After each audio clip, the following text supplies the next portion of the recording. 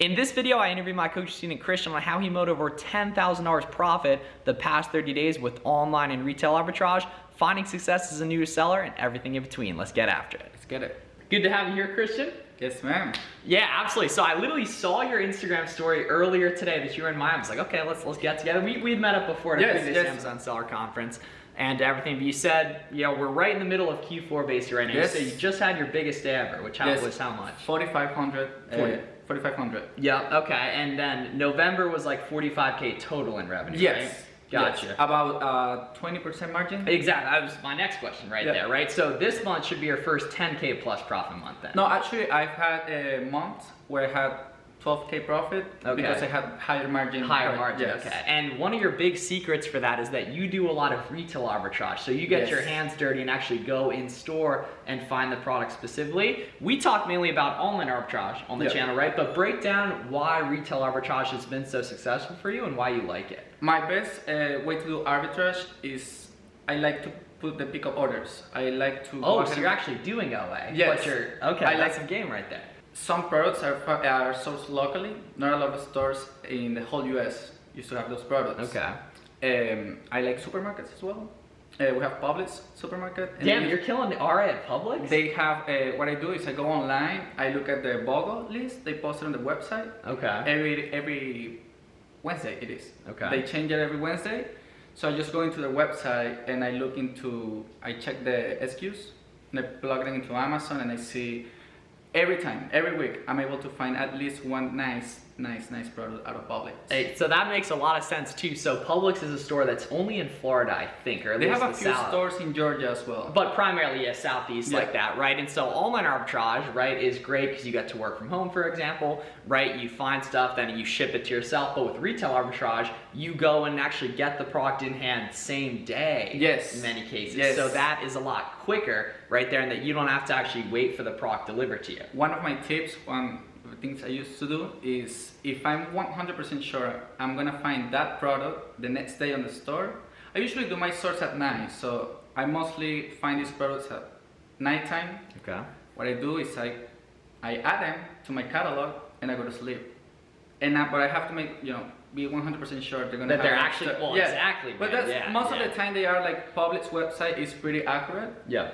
So what I do is I plug them in, I put them in the morning. If I have 2 or 3 orders, I know it's gonna be a nice product, so I'll just buy a few more when I go to store. So that makes a lot of sense. You just got to make sure it's a store you really trust. It's the same way. One thing that's been really effective online arbitrage wise, if you really trust the retailer, potentially listing like some of the stock before it even arrives to you right there for the online arbitrage order specifically. So when did you actually get started selling Amazon? I started on February of 2023. Okay, because of a long-time friend, he was doing Amazon and it caught my attention and I started, teach me a little bit. He explained the basics, but he actually didn't give me products. He said that, listen, you need to find your own products so you make sure, you know how to find them in the future. Yeah. It took me about 2 weeks to find your first product. And it would have been so easy to give up there, man. Yes, it took me 2 weeks. I was doing Frontier, which is pretty slap-on, but I was doing manual sourcing. So hard when you're beginning. Yes. So it took me about 2 weeks to find my first product. But when it sold, it was an FBM product. The first time, my first order, when I saw I was able to buy it for 10 and sell it for 35, that makes the switch. That made the switch for me. So all you needed was that little piece of momentum there to get started. I agree with that too, because until you see something sell, it's just like talking heads on the internet. Basically. Everything. So to nicely see that come through. So the first sale, that was online arbitrage, right? Yes. And then you actually even traveled for retail arbitrage some distance too. Sir. Talk about what goes into that, because RA you tend to get higher profit margin, but it's also more work. For example, so what makes you want to go, travel potentially across the country to track down an RA? I actually flew from Orlando to Texas. I found, little backstory, I found this, it was an aerosol can, which are nice products because you have to do the hazmat training on Amazon. Yeah, okay. So a lot of people doesn't have that slip, they're pretty slap-on, the hazmat products. I was able to find it on a Home Depot. I bought them, I saw them, they sold pretty fast.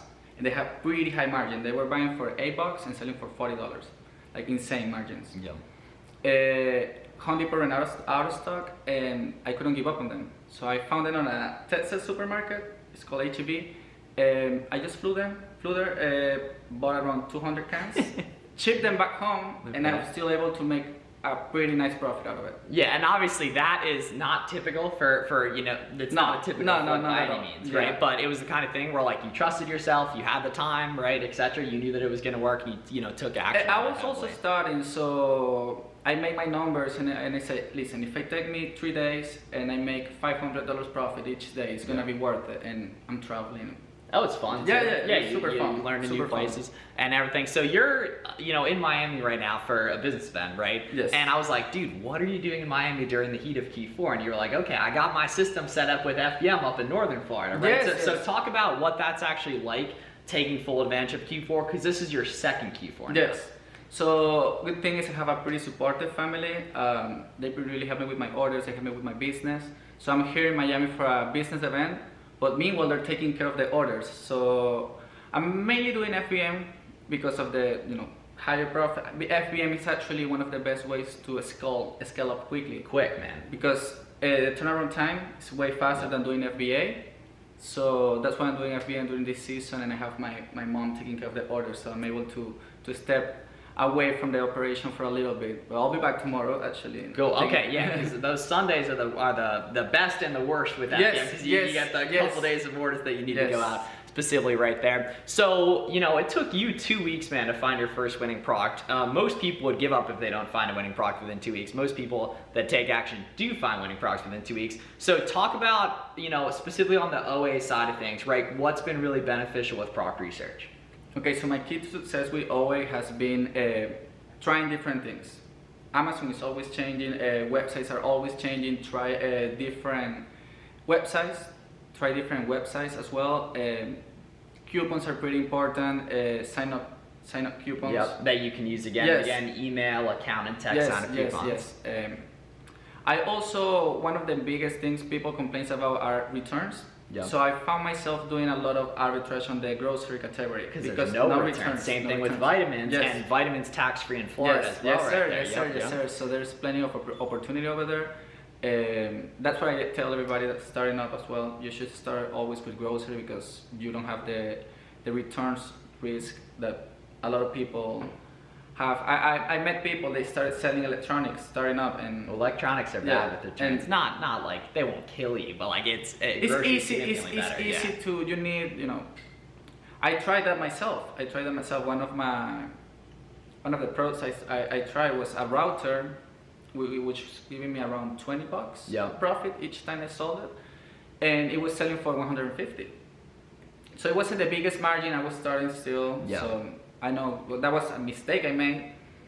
I had a return, and one return was in unsellable condition afterwards, so it took me around 8 units to make even. And all the time that goes into that and everything. So that's why, like, especially when you're doing retail arbitrage, man, you have the opportunity to go do a lot of grocery, vitamins, pet supplies, etc. Meanwhile, with like online arbitrage, there's not a lot of OA grocery. You know what I mean, right? It's more, the grocery's more heavy, the supply chain doesn't work with it as much, and that's why, retail arbitrage is great. And the cool thing is, I've noticed, like, whenever you live around a major city, retail arbitrage tends to be better than, like, if you live in, like, a more rural area.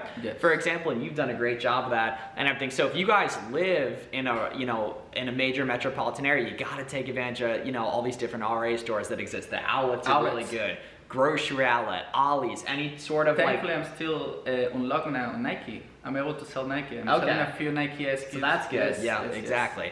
Right, any type of like regional grocery stores, like you talked about Publix for Florida. Trader Joe is also they have pretty good opportunities. You just have to, I use KPF, so I found these products before I go to the store. That's the sauce we don't even really talk about on YouTube. Keep a product on. That's one of the main things we talk about in the coaching program specifically right there. It's really, really helpful, basically, where you can plug in, like, I only want Trader Joe's products with the good sales rank that are going down in competition, that are going up in price, stuff like that.